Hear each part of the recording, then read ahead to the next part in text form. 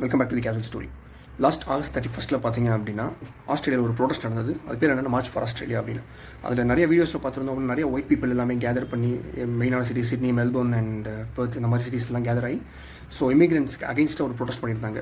அதில் majority participants யார் அப்படின்னு பார்த்தீங்கன்னா நியூ நாசிஸ் இருந்தாங்க ஜெர்மனில். அவங்களோட சிமிலர் ஐடியாலஜி தான். ஒயிட் பீப்புள் தான் வந்து சுப்ரீம் பவரில் இருக்கணும், சுப்ரீமசியில் இருக்கணும் அப்படின்றது. இன்னொன்று ரேசிசம், இன்னொன்று வந்து xenophobia அப்படின்வாங்க. xeno அப்படின்னா ஸ்ட்ரேஞ்சர் அப்படின்ற ஒரு மீனிங். ஃபோபியா அப்படின்னா ஃபியர். எங்கே ஃபாரினர்ஸ் வந்து நம்மளோட ஜாப் ஆக்குபை பண்ணிடுவாங்களோ, நமக்கு வர வேண்டிய பெனிஃபிட்ஸ் எல்லாம் அவங்க டேக் ஓவர் பண்ணிடுவாங்க. அந்த மாதிரி இருக்கிற ஒரு ஃபெய்த். நான் பார்த்த ஒரு வீடியோவில் நேட்டிவ் ஆஸ்திரேலியன் வந்து அங்கே ஆல்ரெடி இருக்கிற ஒயிட் பீப்பிளை வந்து கொஸ்டின் பண்ணுற மாதிரி ஒரு வீடியோ பார்த்தேன். உண்மையிலேயே இமிகிரண்ட்ஸை பார்த்து கொஸ்டின் பண்ணணும் அப்படின்னா ஆஸ்திரேலியா, நியூசிலாண்டில் அங்கே இருக்கிற கோர் நேட்டிவ் ட்ரைபல்ஸும் யூஎஸில் ரெட் இண்டீஸ் அப்படின்ற அந்த கல்ச்சர் இருக்கிற அந்த பீப்புள் இருக்காங்களே, அவங்க தான் இருக்கிற எல்லாரையும் கொஸ்டின் பண்ண முடியும். Because they are people of the land. So இந்த வீடியோ யூஸ்ஃபுல்லாக இருந்தால் மறக்காம டு சப்போர்ட்.